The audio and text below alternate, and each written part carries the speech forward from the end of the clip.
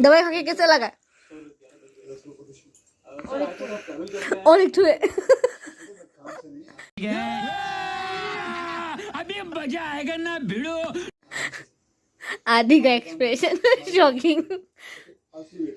ये क्या का दवाई है? अब बुखार आ गया था आपको? सर्दी पकड़ के बुखार आके फिर सर्दी पकड़ के फिर बुखार। सर्दी पकड़ा फिर बुखार आया, फिर बुखार पकड़ फिर सर्दी आया। बुखार पकड़ के सर्दी है, सर्दी पकड़ के बुखार। समझ रहे कैसे बोलेगा? क्या बोला तूने?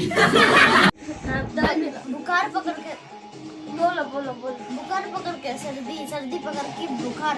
बुखार लेकिन नहीं है, क्योंकि बुखार आना चाहिए था लेकिन आया भी नहीं। क्यों? क्योंकि हम लोग आपका यहाँ पे आ रहा था। अरे कहना क्या चाहते हो? इसलिए आ गया और इसलिए अच्छा